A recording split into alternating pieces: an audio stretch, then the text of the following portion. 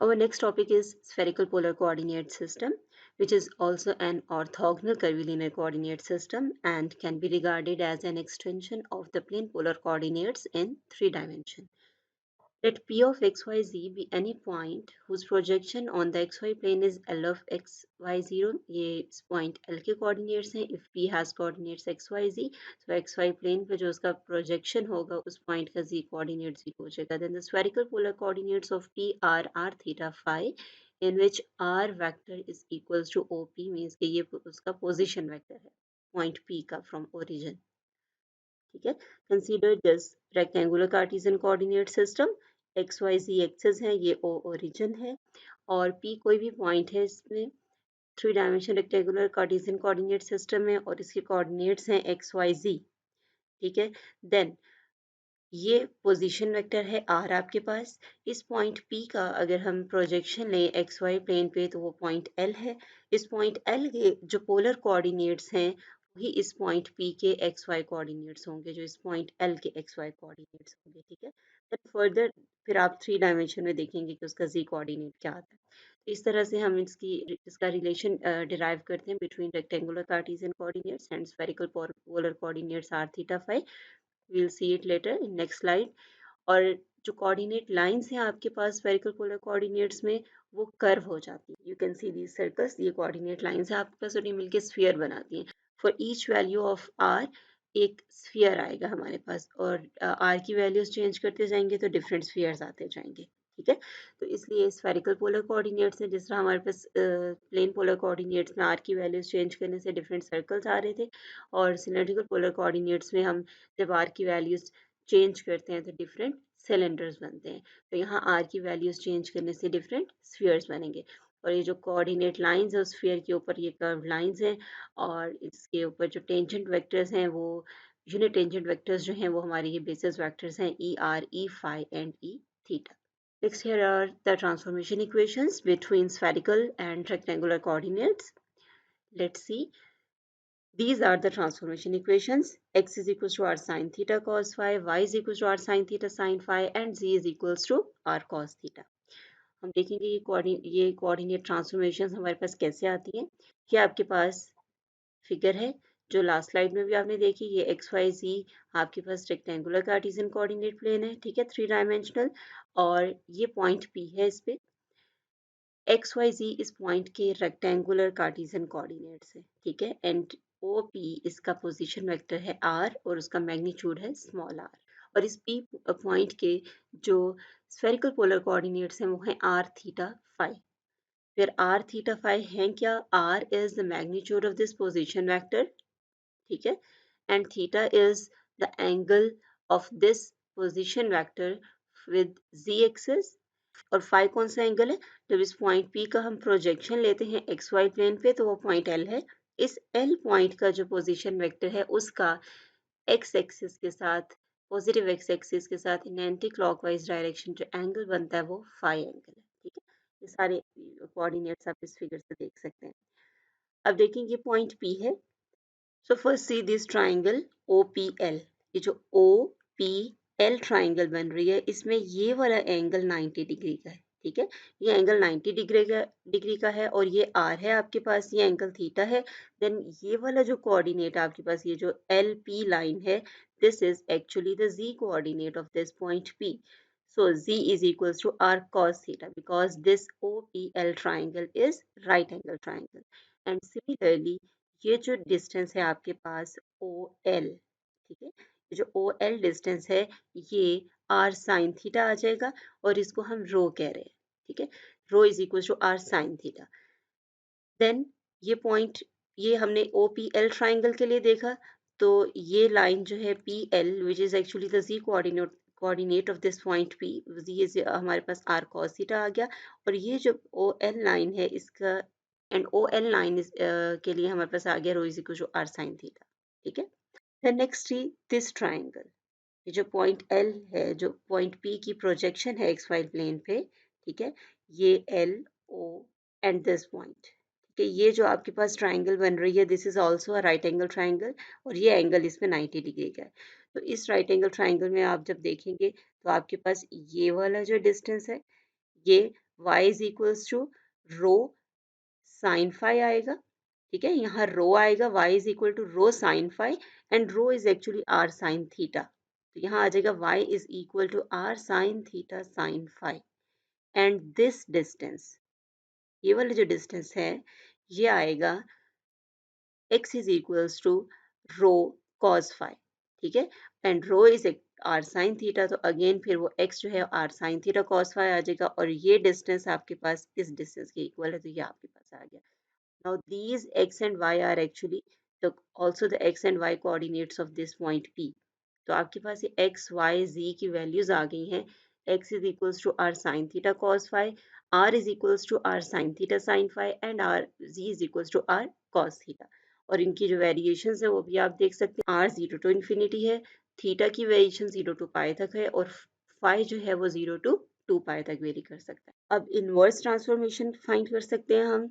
ये coordinate transformation तो आप तब यूज़ करेंगे जब आपके पास स्फेरिकल पोलर कोऑर्डिनेट्स होंगे और उनके कोरिस्पॉन्डिंग आपने किसी भी पॉइंट के लिए rectangular Cartesian coordinates x Y z find करने हैं, ठीक है। देन अगर आपके पास रेक्टेंगुलर कार्टेशियन कोऑर्डिनेट्स हैं और आपने स्फेरिकल पोलर कोऑर्डिनेट्स फाइंड करने हैं तो उसके लिए आपको इनवर्स ट्रांसफॉर्मेशन चाहिए। इन्हीं तीन इक्वेशंस को यूज करें, इनको स्क्वायर लेके ऐड करें, then x square plus y square plus z square आपके पास ये आएगा, इसको सिंप्लीफाई करें तो आपके पास ये सिंप्लीफाई होके सिंपल आर स्क्वायर रह जाता है, ठीक है। So r is equal to square root x square plus y square plus z square, ये आपके पास आ गया आर की value. The next first two equations को एक्स और वाई वाली को स्क्वायर करके ऐड अप करेंगे तो आपके पास ये रिलेशन आएगा, r sine theta is equal to x square plus y square, ठीक है। और इस इक्वेशन को थर्ड इक्वेशन के साथ जब डिवाइड करेंगे आप, r sine theta divided by r cos theta which is equal to z, तो आपके पास टेंजेंट थीटा ये आ जाएगा। So theta is equal to tangent inverse square root x square plus y square divided by z. Now dividing first two equations, यहाँ तक आपके पास क्या आ गया, आर भी आ गया, थीटा भी आ गया। अब फर्स्ट टू जो इक्वेशंस हैं उनको डिवाइड करें तो थीटा और आर तो कैंसिल आउट हो जाएंगे और टेंजेंट फाई आपके पास आ जाएगा वाई ओवर एक्स, ठीक है। So phi is equal to tangent inverse y over x, ये फाई एक्चुअली वही एंगल है जो पोलर कोऑर्डिनेट्स में आपके पास था, तो ये tangent inverse y over x आ रहा है, ठीक है। तो ये आपके पास वो सारे कोऑर्डिनेट्स आ गए inverse transformation, r is equal to this, theta is equal to this and phi is equal to this. तो आपके पास जब रेक्टेंगुलर कार्टेशियन कोऑर्डिनेट्स गिवन होंगे किसी पॉइंट के और आपने उसके corresponding spherical polar coordinates find करने हैं तो आपके inverse transformations use करेंगे. Next we have the unit vectors for the spherical polar coordinate system. So to write the unit vectors, first we consider the position vector r, which is equal to xi plus yj plus zk, और x y z की जगह हमने जो spherical polar coordinates की transformation equations हैं वो replace कर देनी है, r sin theta cos phi x की जगह, y is equal to r sin theta sin phi and z is equals to r cos theta. तो ये आपके पास आर वेक्टर आ गया, पोजीशन वेक्टर, जिसमें आपने जस्ट अभी एक्स वाई जी की जगह इसके स्फेरिकल पोलर कोऑर्डिनेट्स के साथ जो रिलेशन है वो रिप्लेस कर the tangent vectors in the directions of r theta and phi respectively are given by. अब आप टेंजेंट वेक्टर इन डायरेक्शन में कैसे फाइंड करेंगे, आप इनके पार्शियल डेरिवेटिव्स लेंगे, partial r by partial r, again this r is r vector position vector and this r is coordinate, ठीक है, which is actually the magnitude of this position vector. तो partial r में partial are आपके पास क्या आएगा, ये यहाँ आर अगर डेरिवेटिव वन हो जाएगा साइन थीटा कॉस फाई रह जाएगा, यहाँ भी साइन थीटा साइन फाई रह जाएगा और यहाँ भी कॉस थीटा रह जाएगा, तो आपके पास ये आ जाएगा पार्शियल आर में partial r and partial r में पार्शियल थीटा आपके पास क्या आएगा, r cos theta cos phi i hat plus plus r cos theta sine phi j hat minus r sine theta k hat, ठीक है। And similarly partial r by partial phi आपके पास आ जाएगा minus r sine theta sine phi plus r i hat plus r sine theta cos phi j hat, और third term के वाले में फाई नहीं है तो वो यहाँ नहीं आएगी, ठीक है। ये आपके पास सिंपल टेंजेंट वेक्टर्स आए हैं। To find the unit tangent vectors हम इनके मैग्नीट्यूड्स के साथ इनको डिवाइड कर देंगे। तो फर्स्ट आपके पास जो unit vector unit tangent vector है for spherical polar coordinate system e r hat, वो ये आ जाएगा। मैग्नीट्यूड को सिंप्लीफाई करेंगे तो यहाँ आपके पास ये दो टर्म्स है, sine square theta cos square phi plus sine square theta sine square phi, में से साइन स्क्वायर थीटा कॉमन निकल आएगा तो cos square phi plus sine square phi आपके पास रह जाएगा। That is 1 and then sine square theta plus cos square theta भी 1 हो जाएगा, ठीक है। तो इसका मैग्नीट्यूड 1 हो जाएगा, आपके पास सिंपल ये रह जाएगा ई आर हैट का एक्सप्रेशन ये रह जाएगा, ठीक है। नेक्स्ट है ई थीटा हेड। तो e theta hat partial r by partial theta को partial r by partial theta के मैग्नीट्यूड के साथ हम डिवाइड करेंगे। तो अगेन यहाँ क्या आएगा, आर स्क्वायर इन तीनों टर्म्स में से कॉमन निकल आएगा, आर बाहर आएगा और न्यूमिनेटर और डिनोमिनेटर में से आर कैंसिल आउट हो जाएगा।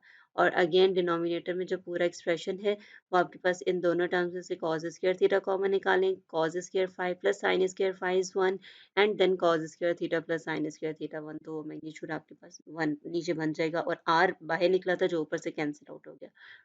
ई थीटा हैट का एक्सप्रेशन आपके पास ये आ गया। नेक्स्ट है हमारे पास e phi hat is equal to partial r by partial phi divided by magnitude of partial r by partial phi, और आप वैल्यूज रिप्लेस करें तो ये आएगा। डिनोमिनेटर में देखें, r square sine square theta common निकाल लें तो आर साइन थीटा बाहर आ जाएगा, न्यूमिनेटर और डिनोमिनेटर से r sine theta cancel out हो जाएगा। डिनोमिनेटर में आपके पास रह जाएगा square root sine square 5 plus sine square cos square 5 which goes to 1, तो आपके पास सिंपली रह जाएगा minus sine phi i hat plus cos phi j hat, ठीक है।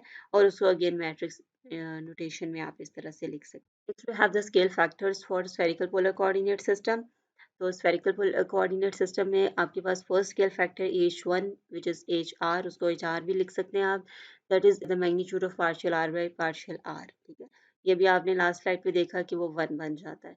Similarly the second scale factor is h2 and there its magnitude is r, ठीक है। ये मैग्नीट्यूड भी आपने लास्ट स्लाइड पे सिंप्लीफाई किया। Next is h three and that is the magnitude of partial r by partial phi, तो वो आपके पास ये आ रहा है आर साइन थीटा, ठीक है। तो ये आपके पास तीन स्केल फैक्टर्स आ गए हैं for spherical polar coordinate system, 1 r and r sine theta, ठीक है। these are the three scale factors for spherical polar coordinate system. Here is the expression for arc length, जो कि आपके पास spherical polar coordinate system भी orthogonal curvilinear coordinate system की example है। तो orthogonal curvilinear coordinate systems के लिए हमने ये expressions derive किए थे, that ds square is equals to this h1 square du1 square plus h2 square du2 square plus h3 square du3 square। तो यहाँ ये वैल्यूज रिप्लेस करें, h1 की जगह 1 आ जाएगा, du1 इज dr, h2 की जगह r आ जाएगा and du2 is d theta, similarly h3 is r sin theta and du3 is d phi, ठीक है। तो ये आपके पास ये एक्सप्रेशन आ जाएगा। Similarly you can see the expressions of area elements and volume element as well as the Jacobian, ठीक है। इनके एक्सप्रेशंस में भी सिंपली आपने जहाँ जहाँ स्केल फैक्टर्स आ रहे हैं वो रिप्लेस कर देने हैं, और अगर u1 u2 u3 हैं तो उनकी जगह r theta phi replace कर देंगे। Here are the expression for gradient, divergence, curl and Laplacian for spherical polar coordinates. We know that for spherical polar coordinates आपके पास u1 is r, u2 is theta, u3 is phi, और ये एक सारी just notations हैं जो spherical polar coordinate system के लिए आप use करेंगे। और आपके पास scale factors जो हैं वो 1 r, r sin theta हैं, और अगर आप कोई वेक्टर ले रहे हैं उसमें तो उसके जो components हैं a1 a2 a3 वो a r a theta a phi आप लिख सकते हैं। The first is the expression for gradient.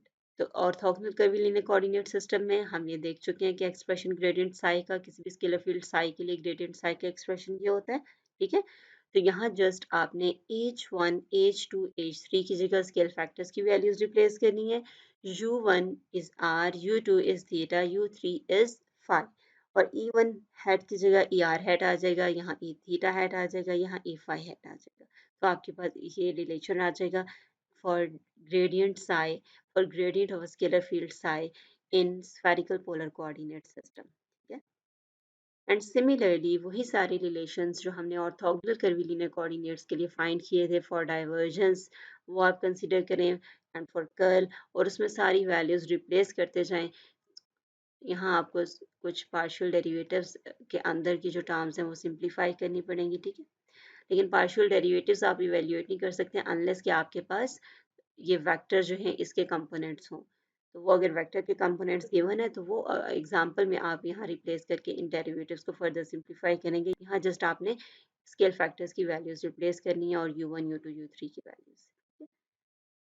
Similarly curl आ जाएगा आपके पास, और कर्ल के लिए आपने इस डिटर्मिनेंट को एक्सपैंड करना है using first row. And here is the expression of Laplacian, ठीक है, in spherical polar coordinates.